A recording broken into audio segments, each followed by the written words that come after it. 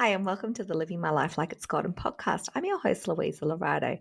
And on today's episode, I want to share with you some of the highlights from day 2 of our 2K Cash Boost by Christmas challenge, where we were delving really deep into the topic of how to master your money management and how you can set yourself up to feel empowered and just know how your money is working for you. So I really hope you enjoy it.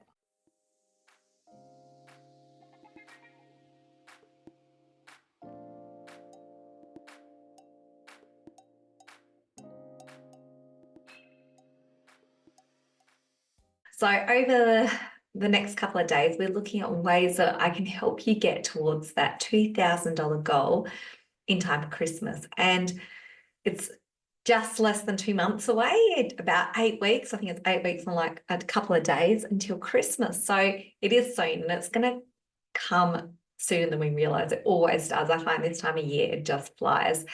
And this year, what I want for you is to be 100% prepared so that you can enjoy it. Christmas is this time that's meant to be just such an amazing, fun, connecting time with friends and family and loved ones all to come together and celebrate. And it's about like giving and just a lot of fun stuff.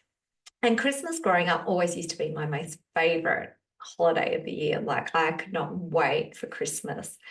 And even as an adult, I still enjoyed it. But then when we were in that financial stage where money was tight and money was a stretch, I did not enjoy Christmas anymore. And it was really hard because it went from being something that I love so much and I couldn't wait every year, just that whole lead up to Christmas, not so much the day itself, that I just absolutely love because it's all about going to different events and it's just a lot of fun stuff that happens and just all the different ways to give and things like that. So that's what I really, really enjoyed.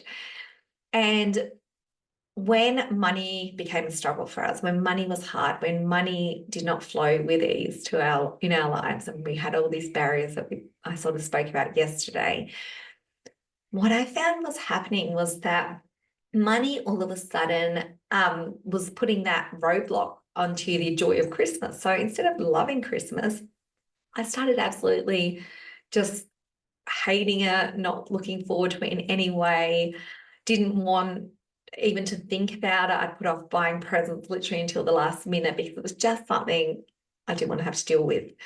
And it took all the joy out of it, which is really sad. And I know that if I felt like that when I was in a financially tough position, I'm sure I'm not the only one. I'm sure there's other people out there with cost of living and everything else that's going on at the moment, just the prices of everything, it's so much more than it was.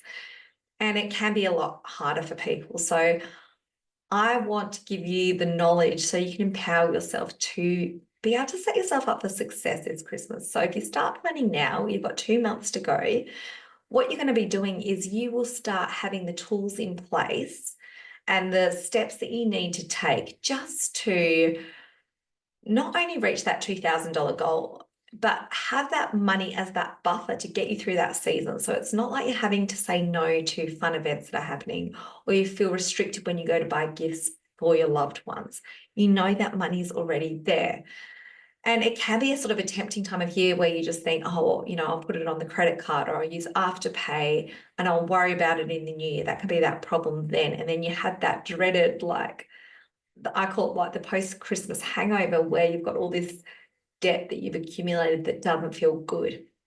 And I'm not saying all debt is bad or anything, but if it doesn't feel good, if it doesn't serve you, if you think, great, now how am I going to pay for this? Then that is when it becomes an issue to you. So that's the whole reason why I created this challenge. And if this is the first day that you're listening to it, I really suggest you go back and look at the mindset stuff that we did yesterday. Because yesterday, what we did is we laid the foundations, which is making sure your mindset is in the right space first. Because anything new you do in life, whether it's a weight loss goal, a relationship goal, a money goal, a health goal, whatever it is, if you don't have your mindset in the right place, if you're just doing it because you think you should, or you're not 100% committed on it, or you've got all these limiting beliefs and ideas that are telling you why you shouldn't do it, and those voice, the voice in the head that says this is the wrong idea, then until you can learn to clear that and have a clear focus on why you want to do something and how it's going to benefit you, unfortunately, you can listen to all the stuff I'm going to share tonight, which is more the money management side of things. But if your mindset is still in that lack all the time, or worry or stress, and you haven't gone and done the techniques and tips I told you on last night's session, then what you're going to bring into tonight is you'll do it and it will definitely work, but it will work short term for you. It's not going to work long term, because the things that I'm teaching you, and I'm purposely have done them in the order that I have, is so that you're building on those skills. And what I want for you at the end of this 3 days that we have together, at the end of those 3 days, I want you to be able to go and apply what I've told you now for this Christmas savings goal to, your 2025 money goals, to other areas of your life that aren't even related to money. So, it's all sort of interchangeable, but I'm setting you up with some really good skills and techniques and tips. And it's not one size fits all, because what works for me might not work for you, but it's picking and choosing and having the knowledge about what each of them will do for you, to know what you can put in your own personal toolkit to set you up for success for the future. So that's like a bit of an overview of sort of what to expect. So today we are going to be breaking down the money management side of things. So if you did the homework from yesterday, what we were talking about was just getting really clear on why. Why do you want to reach this goal? Why did you sign up for it? Why did you take time out of your day to either watch or listen to this information? And why did you make that decision that was going to be something you wanted to do? And we broke it down and got really clear, not just that superficial goal, but we went a bit deeper. So if you haven't done that, go back and do that. We also looked at different limiting beliefs and ideas that are likely going to be popping into your head every time you set a new goal for yourself or do something that may be outside of your comfort zone. So that is just designed for you just to become aware of these things, because they happen to every single person all throughout the day in different areas of our life. Doesn't matter how successful you are or how famous you are, everyone has these limiting ideas and beliefs. But it's becoming aware, acknowledging that, these don't have to be true, they're not set in stone, and learning then how to change those. And we went through the exercise yesterday of just rewriting those beliefs into the ones that we desire instead, and then learning how we can then break them down and find evidence to support the new belief that we want to have. And these become our new defaults instead of the old one. Basically, all the thoughts on our mindset, that's the stuff that may have been programmed from when we were like 8, growing up, when we were watching our parents with money, to the point of, anything that's happened. So I know a lot of mine got, a lot of things came up for me when we went through our bankruptcy. So I had a lot of new beliefs about money that I didn't hold before our bankruptcy. All these new stories started presenting themselves, and I made up my mind that, I was terrible with money and so on. So that was keeping me really small for quite a while. And it wasn't until then I learned how to rewire those and change those thoughts and create the new beliefs that actually serve me, that we managed to get our finances back on track. So they were the tasks yesterday, and there was also the one on just starting a gratitude practice, because the aim is to keep more into your abundance mindset rather than your lack mindset. Most people spend more of their day in lack than in abundance mindset, and that's just because of the way our society is, that fast pace where, it's easier to complain than to celebrate something. So that's just, it's just sort of the way it is. It's the conversations. If you work in a workplace, you just have to engage in any conversation, and I guarantee there'll be somebody complaining about something at least once throughout the day, if not every conversation. And I know as a teacher, a lot of conversations I go to, it's complaining about the kids or the school or the system, and it's really hard, I find, to avoid those conversations sometimes, but it's just the way it is. So it's trying to learn how to break that cycle. So that was yesterday. If you haven't done that, go back and watch it, go back and listen to it, and do those tasks. But I'm going to equip you now with a more practical side, because for a lot of people, the mindset, even though it's the most important one, it's the one they miss, because when you're looking at your mindset, you have to go within, you have to actually look within yourself.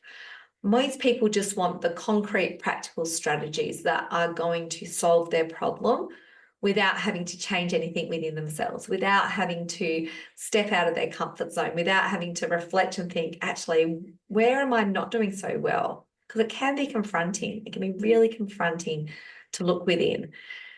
So that's why a lot of people miss that step. And that is why there's only that small percentage of people in the world that are at that top level in terms of like financial success. And most people are just getting by, because most people aren't willing to put in that tricky self-reflective work. And you only have to study any successful person, like look at your Warren Buffetts or your Elon Musk or anybody.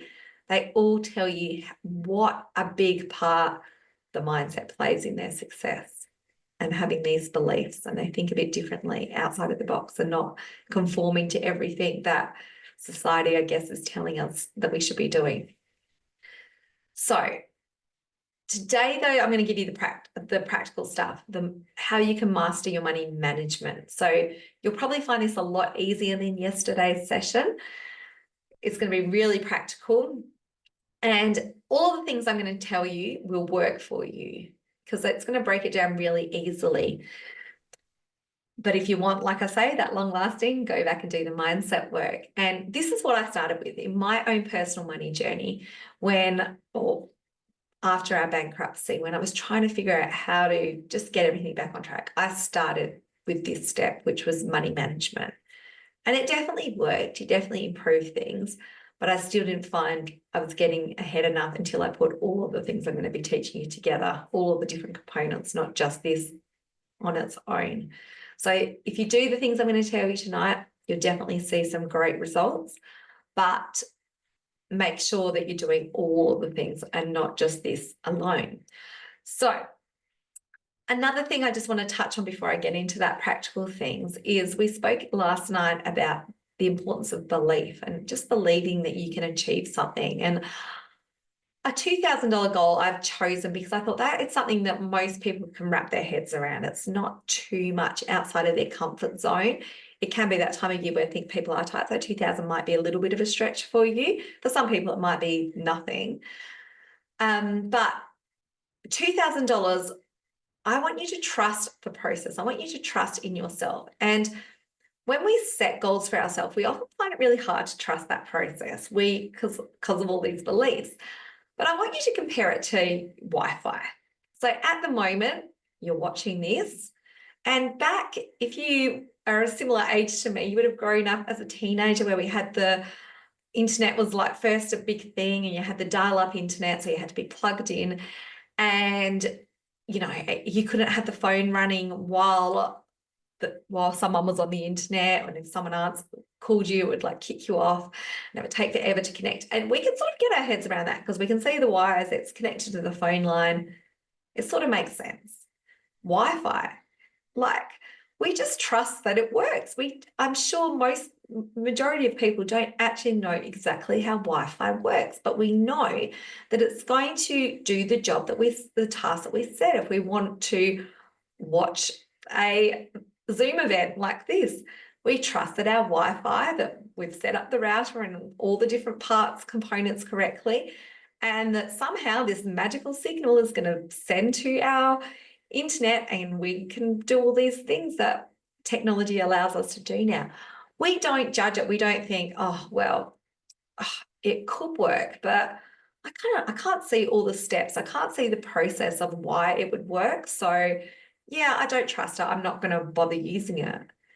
We don't do that. We don't overanalyze it because we just trust that it will work. People have said this is how it works. We see it working, so we're like, yes. But when we come to our own personal goals, this is where we go wrong. We overanalyze and we don't trust, and we look for any reason why it can't go wrong. We don't just think, let's trust and see what happens, and allow that belief of believing that we can do it. Not always worrying about the how, not worrying about every single step, how you're going to get to your goal, but just knowing that this is the goal I've set, this is why I want to do it, and then trust in the process, just like we trust in Wi-Fi. So that's something I just want you to have a think about while we go through the session today. All right, so let's now get into the money management. I really want you to know how you can master your money management just so that it works a lot better for you. It's a lot more effective and you feel really empowered about your money. So I've gone on both sides where I used to be like, originally I was always really good at managing our money. Then we went through our bankruptcy and I decided within myself, I'm bad with money now. I'm terrible at it. Don't want to think about it.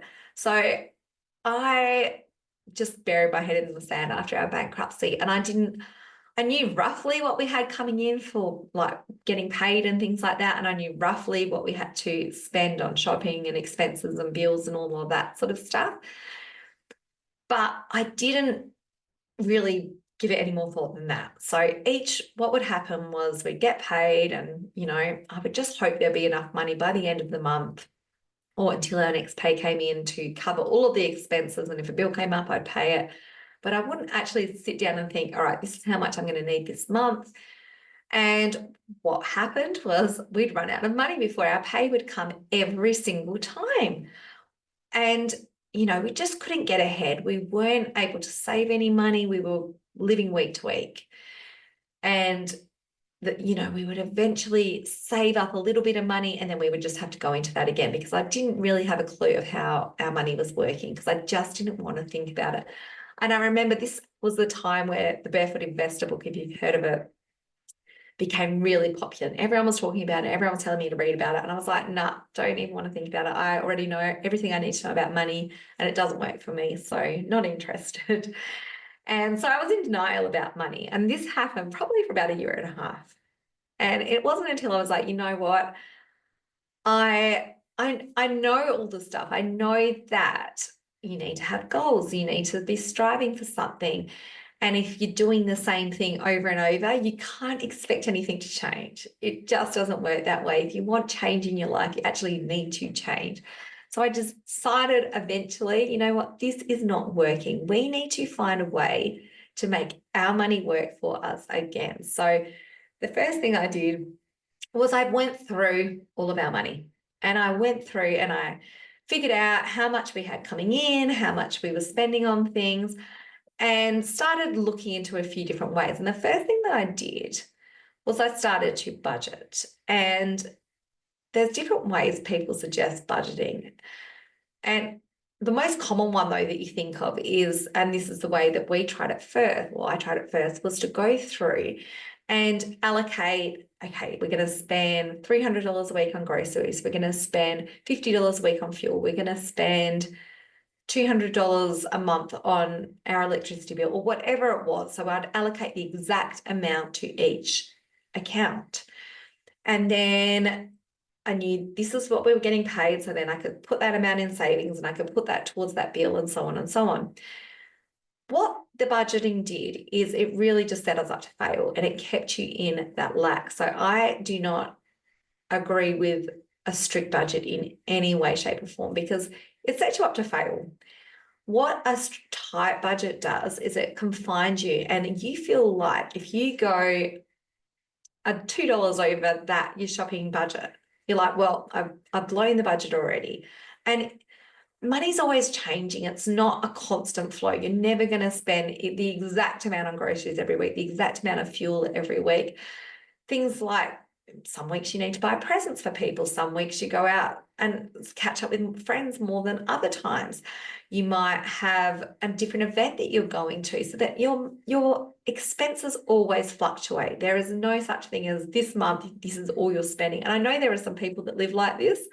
I've watched people that, especially people in the FIRE movement, which is that financial freedom sort of movement where people budget really tightly in the early years of their life, like in their 20s and 30s. So then they should be able to retire older because then they're putting all their money in investments. But if you ever look into that, it's so tight what they have to do. And it's to this where they're only allowed to buy like the minimal amounts of groceries and things like that. And if that works for you and that serves you and it makes you feel good about your money, amazing. But for me personally, budgeting in a strict way puts me in lack. And I see it put a lot of people in lack because it's focusing on that restriction. You shouldn't make your money feel restricted. You want it to be able to feel expansive. You want it to be able to change, to grow, to expand.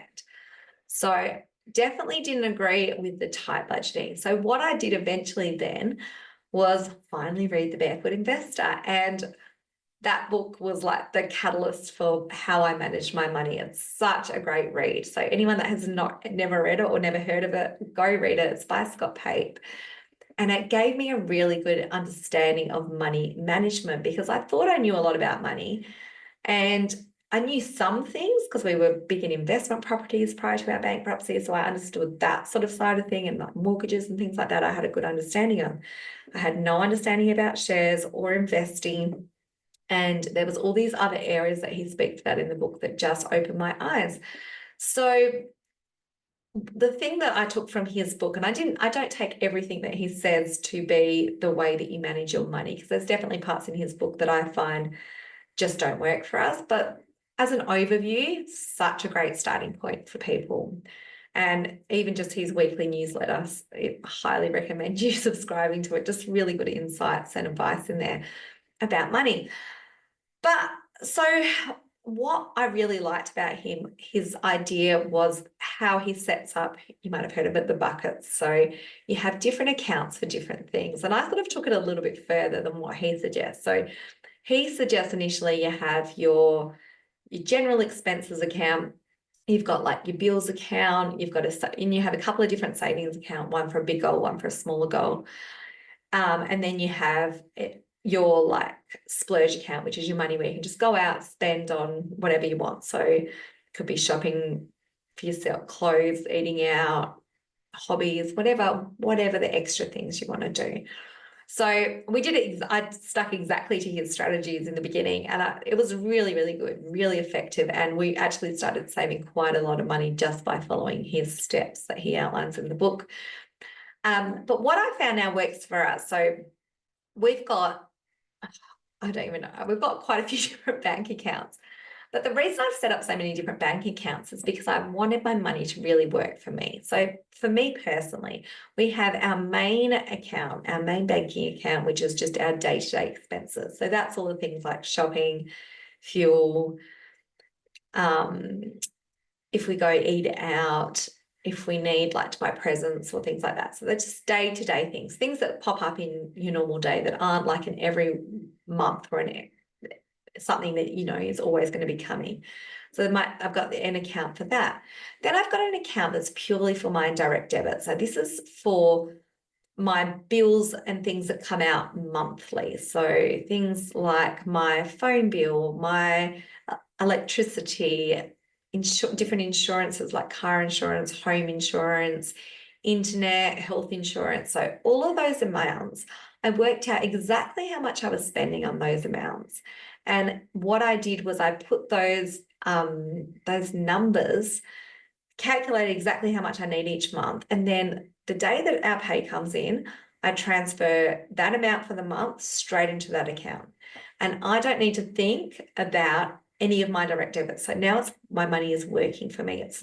I'm not thinking, oh, have I got enough money? My phone bill's coming up, or my internet's going to be paid, or my Netflix subscription's due. That's all doing its own thing. So one account purely for direct debit, so you don't need to think about it. And the exact amount I know that I'm needed for that month will go in, and then it's done. Nothing else needs to be thought of. So anything that I have as a direct debit, so gym membership, chiro appointments, all that stuff is into that account.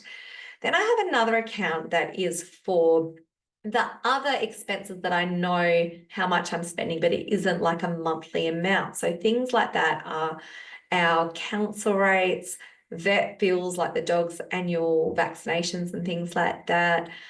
It has got kids' extracurricular activities in it, things like hairdressing, dog grooming. So these are things that I don't have coming out every single month, but that I know roughly of things like our car registration and car insurance, which is more of an annual thing. So I worked out exactly how much I would need to cover all of those amounts as well. And that goes into another account. So that account just sits there for those types of expenses. Because I know that one's going to fluctuate. Some months, like at the moment, I've just had to pay 2 car rego, boat rego, and then we've got a car insurance that's due for renewal. So that's a more of an expensive month than, another month where it might just be like the water bill or something like that. So that I know that amount changes month to month, but there's always a set amount that goes into that account. So then any of those expenses are covered by that. So I've got my two, the main bulk of my outgoings covered. I've got my daily expenses, and then we've got different savings accounts. So at the moment, our main savings account is just attached to our offset. So that comes off our mortgage. And that's for any big savings goals that we have that we are working on. So at the moment, we just spend a lot of money for a family trip to New York. So we've used all of the savings from that for that amazing Christmas holiday that we're going to get to go on.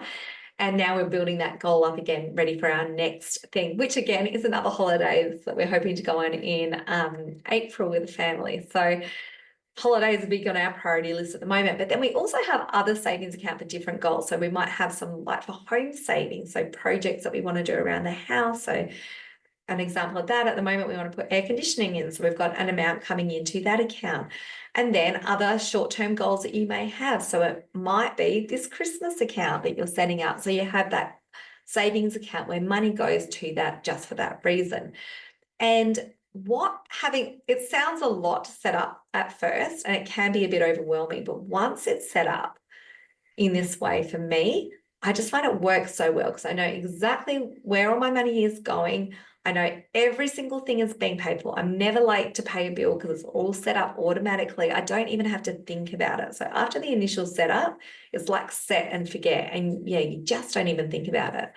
So it makes it so much easier to manage your money that way, in my opinion. It might not work for you this way, but that's how I do it.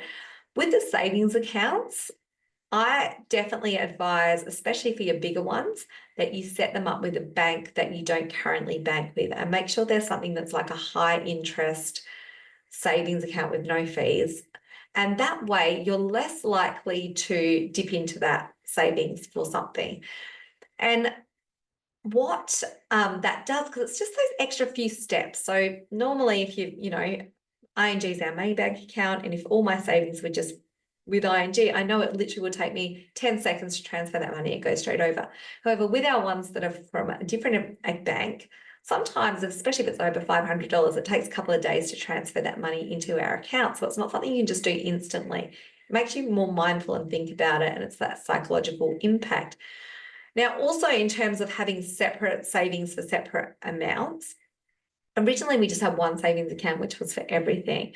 And every time we had something that had to come out, so for example, a holiday, you'd always feel like it's that psychological reason to have them separate, because you feel like, oh, well, I've just withdrawn it, so now it's like down to hardly anything. Now you feel that lack again, or you feel like you've sort of failed because the money's out of it, even though it's for something that you needed and you wanted to save for. But if you know you've got separate savings ones, it makes you feel better about your money. So that's what I like to do as well. So that's an overview of how I personally manage my money. So I've got different accounts for different things, and I set it up so that they can work for me. So you need to find a way that works for you. So maybe it is the way I suggested, maybe it is read The Barefoot Investor and do it exactly the way he suggests, which is quite similar to what I've said, but I've just done a few more tweaks and I've sort of taken it even a bit further.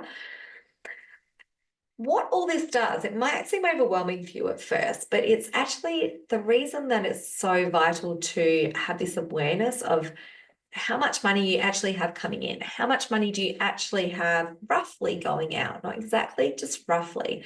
This empowers you to make really good financial decisions. And I know a lot of people, especially women, I see this in more so.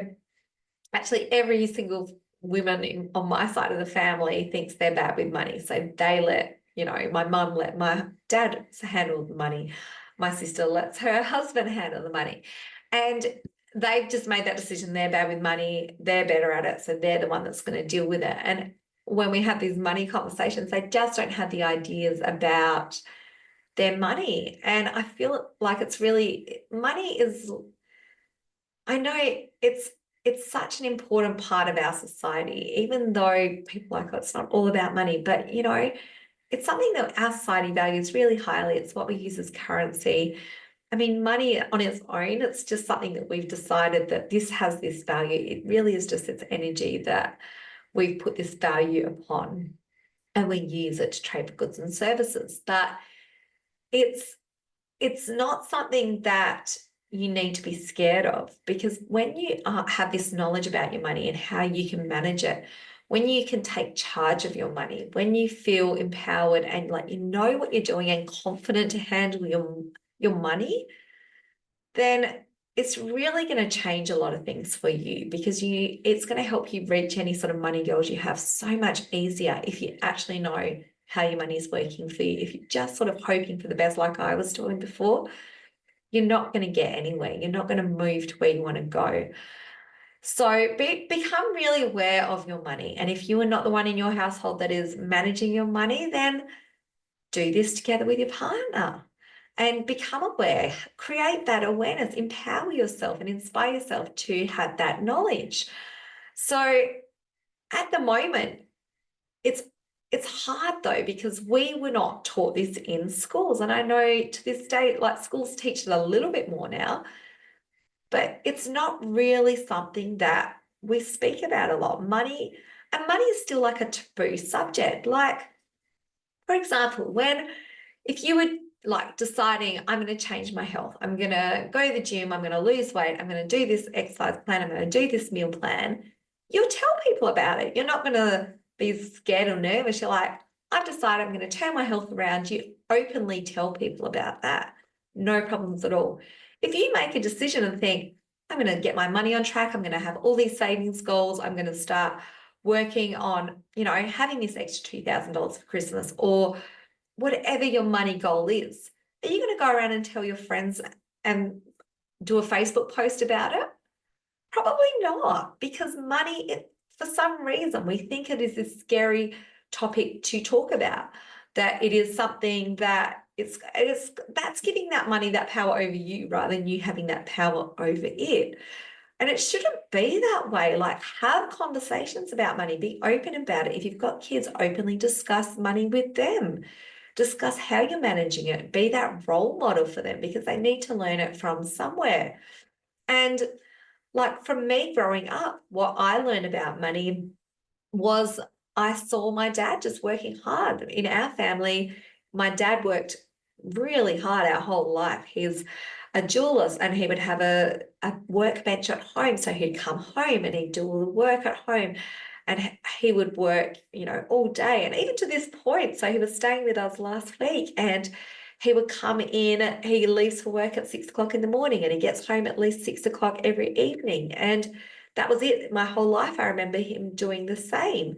And he's been in the same profession for 40 years. But money was something you had to always work hard for. That was the thing that I saw. And, maybe sacrificing some family time, or having maybe to work on the weekends. And my mum was a stay-at-home mum. So she didn't have the drive, I guess, to have that money as well. So I had lots of different stories growing up about money and how it worked for our family.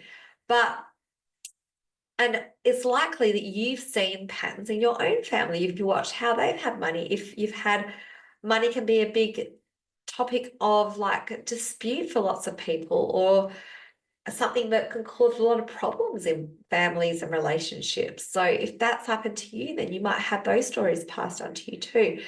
So start the open conversations, but don't be scared about money. Having this knowledge, having the tools now, this is, like I say, going to really empower you to take control of your finances. So think about that as you're managing your money. And when you're doing these sort of things, when you're starting to look at how much money you're making, don't judge it. Don't think, oh my God, I only earn this amount, but I spend like triple the amount. Don't judge what you're doing. Take this as like just this knowledge and this power that you're like, all right, well, now I know exactly and I'm really clear. Then I can look at how I can change things, or I can make it work to my advantage. Because if you're just going on this ignorantly, it was like I was speaking about, I think it was yesterday when we were talking about, it's like you're looking at the world through the wrong glasses prescription, and you can't see it clearly. You can't see what the next step should be, because if you've got the wrong lens on, you don't know how to fix anything. If you're not looking at it properly, you're not looking at the big picture. When you put the right lens on and you've given yourself all this knowledge now, and you've seen how your money, how much you've got coming in, how much you've got coming out, then you can actually say, okay, well, maybe I am spending a bit more than I earn, or maybe I'm putting too much stuff on my credit card, or maybe I'm spending way too much in one area that doesn't really feel right to me. Then you've got that knowledge. You don't need to judge it as good or bad, or label it, or berate yourself, or feel bad, or feel unworthy. You just have to think, yes, well, now I know, so now I can look at fixing it. Have that solution focused mindset when you're doing these sort of activities that I'm going to be giving you today. So money management, so important. So now you know how I personally do it. The thing that's really important in all the different accounts and things that I just told you about is the day that our pay comes in, and this is what I advise everyone to do, you pay yourself first. And what I mean by that is, if you know it's your payday or your partner's payday, how much are you allocating straight up before anything else comes out into the savings accounts? How much are you going to pay yourself for? Maybe you've got an account that's just for fun stuff. So how much are you going to put in that? Then you've got your money for all your bills and expenses that you know is that set amount. And then whatever's left, that's your general day-to-day spending. So that is how I advise people to set up their money, because what I was doing originally was I was of the mindset that you pay all your bills, you pay your day-to-day stuff, and then if you have stuff left over, you can put money into savings. There's never any money left over when you're going to put it in savings. Doesn't matter how much you earn.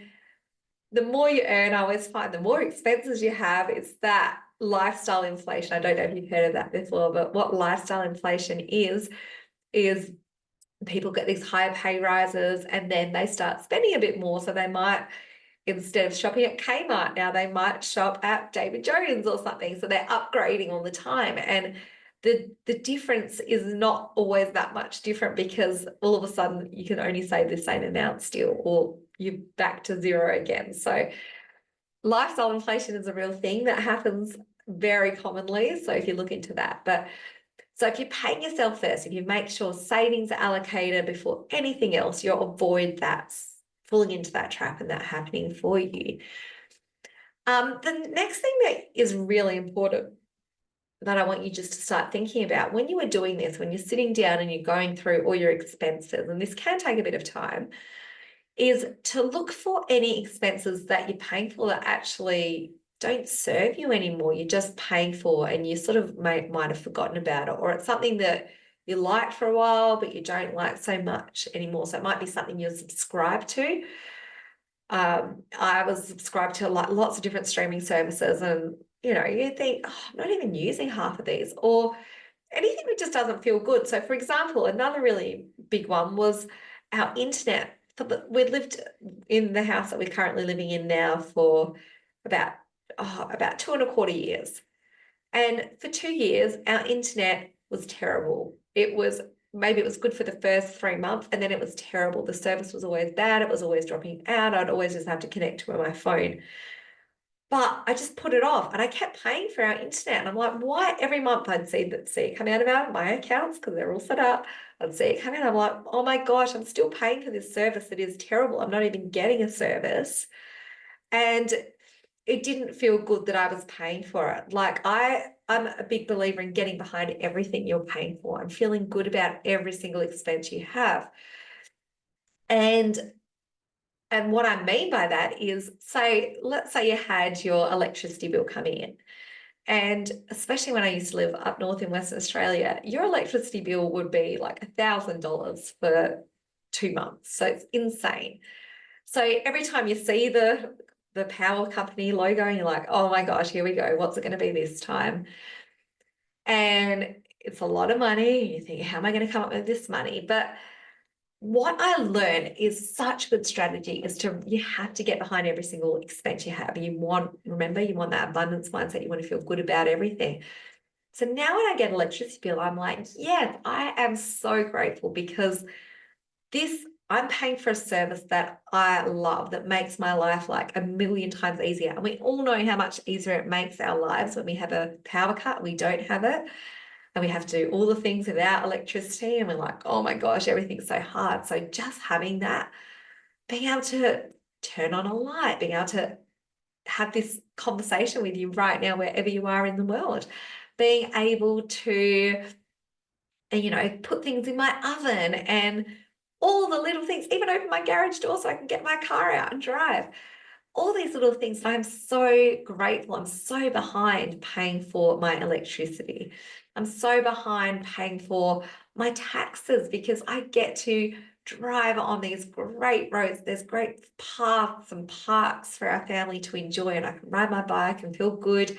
I've got street lights that I can see. I don't need to take my rubbish to a tip. A big truck comes and empties my rubbish for me. I get to go to the library and borrow books. As a teacher, I get my wages paid through taxes. So there's all these different things that you can get behind your money for, even if you don't think it right now. So that's another little tip I want you to think about. But coming back to my internet, so I was paying this internet bill and I couldn't get behind it because the service was not there. But it's one of those things, sometimes you just need to stop and order everything and think, I've got to take action, and these are the things that are not serving me, and now I'm going to stop them or change something else. So it literally took me 5 minutes, changed my service to another internet provider. The next day I had the modem delivered. It was set up, ready to go. And it was something I'd put off for 2 years, 2 years, 5 minutes done. And now I'm paying for a service and I'm getting more value than what I was doing before. So coming back to that, as you're auditing your finances, as you're going through everything and seeing where your money is currently going, this is something you really need to do if you want to manage your money effectively and be on top of things, is to come back to that and say, where are the things that just don't feel right? Where are the things that I 100% cannot get behind paying? It might be activities that your kids were really loving and now they're not into so much, and you're like, well, why am I even bothering with this? Like, it's not serving anyone. I'm going to drive them to these activities. Cut them out. Is there things that you're spending money on, maybe shopping wise, that you think, oh, I don't really like this, or anything, as you're going through each item that you see coming out of your accounts, what didn't feel good? What things you subscribe to that you don't even use anymore? Is there something you've been meaning to get around to cancelling and you just haven't done it yet? Or is there things like when your insurance is coming up for renewal, instead of just automatically renewing it, can you look into different service providers? And this is another really great tip that I got I'm pretty sure it was from Barefoot Investor in the kids book. And he suggested, because it's one of those jobs when you're looking for insurance, especially car insurance, going through and comparing them all takes a lot of time. So he said, give that job to your kids to do, and whatever they can save you in the insurance amount, then they get to keep that cash. So not only does it teach them how to shop around and look for insurance, but then they're going to get the cash and you're going to save some money. So that's what I did. I've been doing with my kids for the last few years, and it's such a great strategy. I've got to do it again this week. That just reminds me, because we've got another one coming up very soon. But that's a really good tip you can start doing as well. So looking around at where you could save money, maybe on expenses if you think they're a bit high. Quite often companies, if you give them a call, they will lower their rates, things like car insurance, health insurance. Even if you've got a mortgage, any mortgage repayments, I regularly call up our bank and get them to review our home loan rate. And you can always tell them that you're going to be looking at going to another provider, and even get a mortgage broker or someone to come and give you some different alternatives if you've got something to take with you. And every single time you do it, they reduce the rate. So it's just a matter of picking up the phone and making the call sometimes. But these are some little things you can start doing so you're making your money feel good. So not only are you now empowered by your money because you know exactly how much you've got coming in, roughly how much you've got coming out. But now you're starting to see, okay, well, where are the money leaks? Where are the stuff that's not serving me? Where can I make some changes and feel good about it? And every time you do one of these things, like every time I get off the phone, say to my mortgage provider and say, can you save me some money on our thing? And they say, yes. And I'm like, oh my God, I've just like saved, $10,000 over the course of my loan or whatever it may be. It's a big deal. So you can start to celebrate those little things. It makes you feel good. It boosts your confidence with managing your money too. So definitely get rid of any expenses that aren't serving you. Now, so that's a bit of an overview of account management. Part of your money management, though, is always to have money goals. Always need to have them. So I told you I have different savings accounts. So there's always a goal in mind for each of these different accounts. Whenever you're setting any sort of goal, not just with money, but in life, the best type of goal you can set, you've probably heard of it before, it's called a SMART goal. And SMART goals are always something that is specific, it's measurable, it's achievable, it's relevant, and it's time bound. So I specifically set the goal for this challenge, which was $2,000 cash boost by Christmas challenge. That is a SMART goal example. So it is specific. I know exactly how much you're going to save, $2,000. It's achievable. I know that most people, if you're working, or even if you're not, I'm going to give you some ideas soon on that. You're able to create to maybe put between now and Christmas, 8 weeks, that's roughly $250 a week.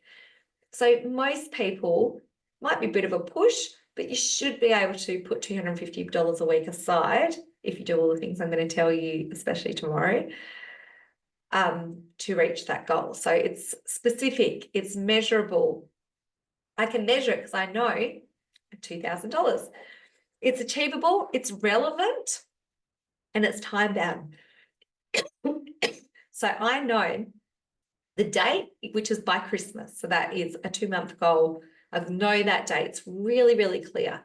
So any goal that you set, you're more likely to achieve it if you make it a SMART goal. So for example, a holiday goal that I have. So we had to save up. I knew how much airfares were, how much accommodation was. I went to a travel agent, inquired.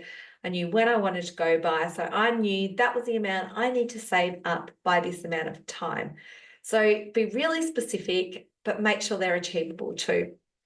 And so try and use, so if this, I'm sure this isn't your only money goal, but this can be your starting point. But when you're going into, say, 2025, whatever goals you're setting for yourself, make sure you are using the SMART goal framework. Don't just say, oh, I want to save up $5,000, but you haven't said by when. You haven't put a time frame on it or anything like that. So the more likely you are to achieve something is if you make it a SMART goal. Another good example of this is my running. I spoke a little bit about yesterday, but I've never been much of a runner until my adult life. That was something I wanted to push myself and get out of my comfort zone and test myself. And generally, I don't run unless I've got like a goal that I'm working towards. So it would always be like a type of race. So it started out as a 10K like fun run, then it was a half marathon, and then it was a full marathon. And when I had those goals, I knew that I had to be able to run this distance by this time. I reached those goals every single time because it was really clear, it was measurable. I could break down that goal into action steps. I knew what I needed to do in terms of training, and then I could action the goal. And the times where there was no race and I just wanted to run for fun, barely did it. So it's sort of that accountability thing as well when you have a goal. When you have a goal in mind, it keeps you accountable, it keeps you focused, it keeps you on the right path. So make sure you've constantly got money goals when you are looking at managing your money. And you can even call like your different savings accounts, whatever your money goal is. We might have one is my holiday account, one is my home account, and you can get specific on that. A really important thing that most people miss as well, and this comes back to your mindset stuff, is to celebrate any wins. Every time you reach a goal, doesn't matter how big or small it is, have something in mind that you want to do to celebrate it, because so often we go through and we do all this great stuff and we achieve all this stuff, but we don't actually take the time to acknowledge it. especially if it's something money related, because we don't want to feel like we're boasting or bragging, or again, that whole money is a taboo subject side of things. So what we do instead is we restrict ourselves and we just think that keep on going and we don't even think about it. I love to have an idea that, okay, this is my goal. Once I reach this goal, this is how I'm going to celebrate it. So don't miss the celebration of your goals, because all these little wins, even if they're little ones, are going to add up to your big successes, and it keeps you fueled in that abundance mindset.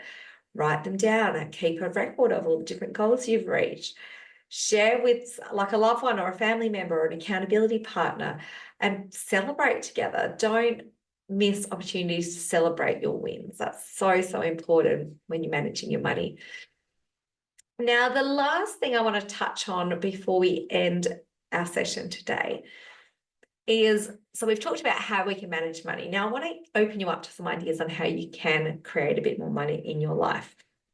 Now, most people are of the belief, not all, but most, that your income is fixed. And what I mean by that, so as a teacher, I know I've been a teacher for 20 years, and I'm at the pretty much, unless I want to go into like admin type roles, I'm at the top of what I can get paid. There's no more. There's no more room. You can't just go in and talk to the principal and say, give me a raise, because that's just, it's set. And a lot of people are of the opinion that that's it. Like, this is my job, this is my income, this is what it's set at. There is nothing more that I am able to earn.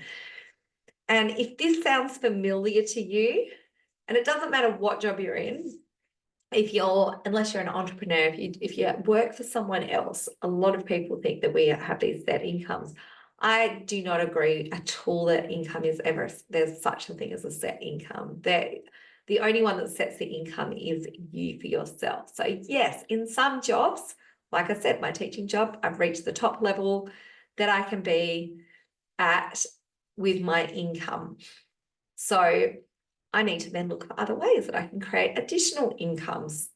There's always so many things, and you are only limited. The only limitation is your thoughts, your mindset, and your imagination, really.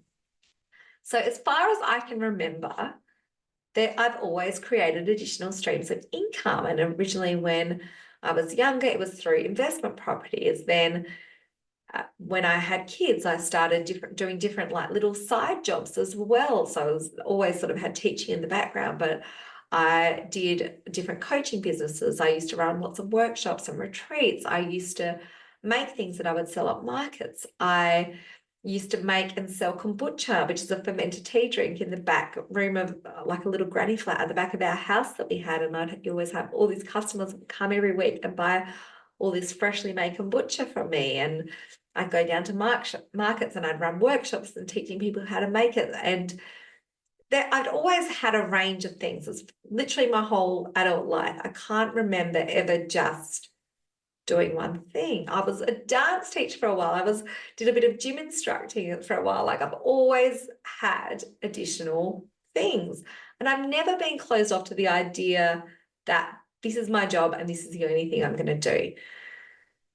And what that's done is it's always mean that I have additional streams of income coming in different ways. So if at the moment the $2,000 goal, you've gone through your money management and you're like, oh, I still need a bit of extra money to reach this goal, then I'm just going to really quickly talk to you about some different ideas of ways that you could possibly generate additional income. So every single person has got a skill or a talent or something they're passionate about or a strength. And we are actually living in a time where it is easier than ever to create like a little side hustle or do something additional to what your main job may be.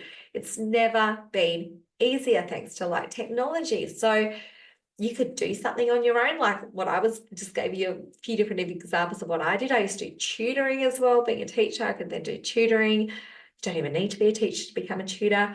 You could do things like babysitting, dog walking.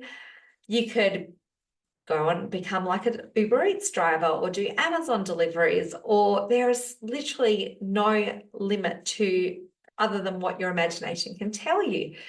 You could, if you've got like a shed, you could rent out part of your shed for storage. If you've got a vehicle that you don't use that much, or like a caravan or a boat, there's different like websites, a bit like Airbnb, that you can rent out your caravan or rent out your trailer or rent out your boat, and people book it in, and you're creating all these different additional incomes. If you've got a room in your house that's spare, you could have that as an Airbnb room, or get a housemate to come live with you. Don't close yourself off to thinking that your job is your only way to get income. There is so many ways, and you could teach people something online. It might be a skill that you have. You might run a workshop to show people how to do it. If you have that drive and that idea, there is nothing stopping you from creating a bit of an additional income right now. You could go on Airtasker and find people in your area that need jobs to be done. So just have a think now. You don't have to do any of these things, but you could just have a brainstorm and list down any different ideas that you have that you could do right now to start creating additional income for you. And it doesn't mean that you have to go out and become, have a website and start doing coaching or whatever it is. Just start something small, something you could do, little thing on the side. If you are like a stay-at-home mum at the moment, do you have a friend who's going to work and their kids are in daycare or something, or they need someone to look after your friend's kids, and you can look after them and all the kids can play and entertain each other, and then you can get the money that they would pay the daycare instead. Like there is ways. If you want something enough, you will find a way to create that additional income. So you're literally only limited by your imagination. These are just a couple of ideas. I just wanted to touch the surface just to get you thinking a bit outside your comfort zone, or a few things that you may not have thought about before. But there's definitely ways that you can do that. So list down anything that comes up for that. Now we are running out of time, so I could literally talk about this for days, but I'm mindful of time. So I want to give you your daily action task for today of the challenge, and these will go up in your dashboard as well, so you can go back and have a look at them. So your first daily action challenge, and this may take a couple of days, so don't be too hard on yourself if you don't do it today, but get clear on your incomings and outgoings. So with your income, you want to do a bit of an order. How much have you got coming in? Go through your bank statements. Have a look at where the money is coming in, where the money is going out. You can go back for the last couple of months and sort of get an idea. You want to know things like how much you're paying each year for things like your car rego, insurances, if you've got like rates and things like that, all those sorts of things. So just sort of become mindful. Again, this is not to judge you. This is not to think, oh my God, I'm spending so much money, or I'm not earning enough money. This is just purely for you to have that awareness and empower you to have the knowledge of how much income you currently have coming in versus how much money is going out. So then you can make informed decisions based on that. So that's your first task.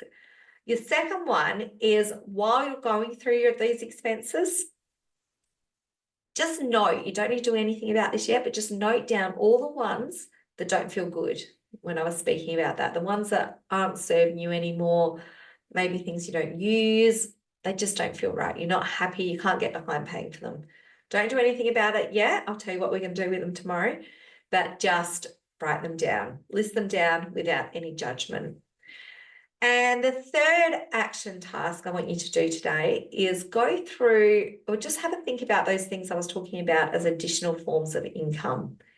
Did anything come up for you that you thought, oh, actually, I could do that? Maybe I'm going to go start making something and go sell it at my local markets, or I don't know, anything that came up for you. Again, not to overthink, not to think, I've got to go do this right now. Just write down any things that you think you could do to create some additional income.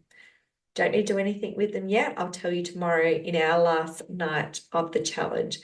So they're your 3 steps that I want you to do. Now, tomorrow we're going to be talking all about the roadmap, the actual action steps. I've given you a lot of information today, So just process it all.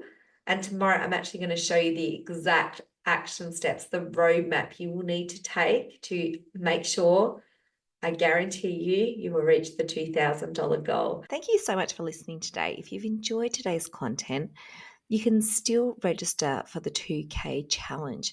Now, when you register, you'll still have access to tomorrow's content, which is going to give you the exact roadmap and the exact steps you will need to take to reach the $2,000 goal in time for Christmas. But you'll also have access to all the resources and the replays of the last 2 days of the challenge, which you'll have access to rewatch a few times over the course of the week. It's free to join. You don't have to pay anything, but you do need to register so you can get all the links that you need. So to do that, just go to louisalarado.com/challenge, or you'll find the link in the show notes below. If you've enjoyed the content today, I would love for you to follow or subscribe to the Living My Life Like It's Golden podcasts so you'll be notified when all new episodes come out. Feel free to leave me a review and rate this episode as well. And I will see you next time.